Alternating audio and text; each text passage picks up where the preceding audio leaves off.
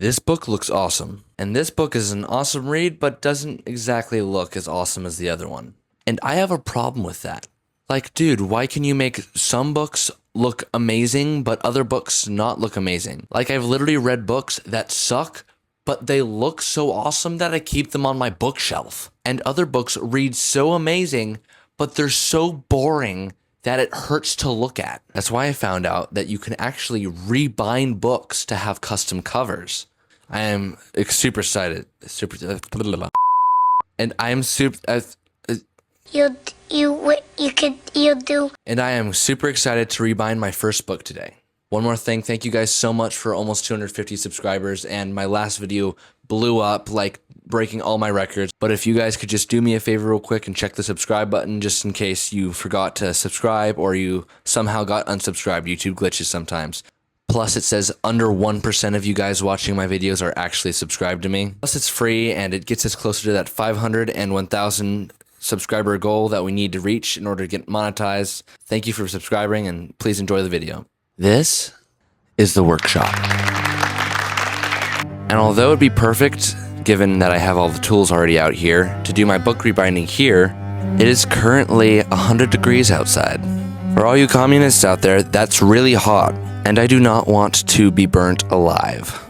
So we have to find a different spot to do my book rebinding.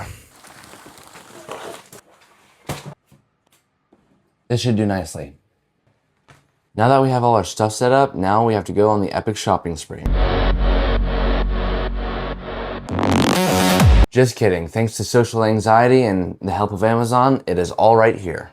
Today I'm going to be rebinding Fahrenheit 451, my favorite dystopian novel of all time. Let me know what your favorite dystopian novel is in the comments. This is the fun part. It feels so wrong doing that. Now I must cut the book board, which is same width, but 8 millimeters to the height, I think. Because recording this video literally took up 7 hours of my video storage, and the average human attention span is like 3 seconds, I will be voiceovering most of these time lapses instead of making a video as long as the Lord of the Rings series. After I cut the book board to size, then I make a piece of cardstock, then proceeding to make a piece of book cloth that is about an inch wider on each edge and gluing that to the spine. Now I have to wait 15 minutes for that to dry before continuing. So while that happens, we're going to prepare the actual text block. And here I am just putting a ribbon on for a bookmark and 2 end pages I found at Hobby Lobby that were cool. This is a book press. And you could really just make this with like clamps and sanded down plywood or something.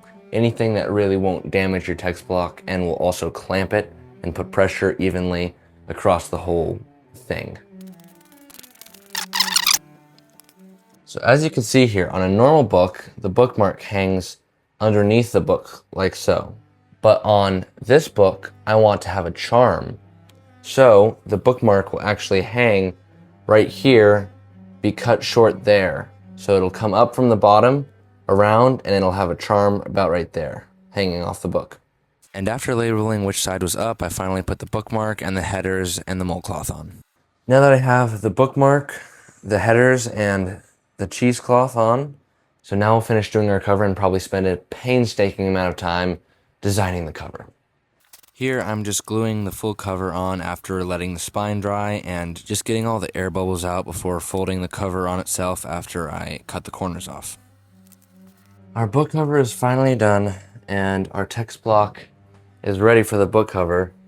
Only problem now is that we need to make this look awesome. Now I must somehow draw out the design by hand and then transfer it with a heat foil pen back over to the book. So this part of the process took me 5 hours, and I'm not going to bore you guys with 5 hours of extra footage, so I'm just going to cut out most of the time lapse, and most of it is going to be at 100 times the speed anyway.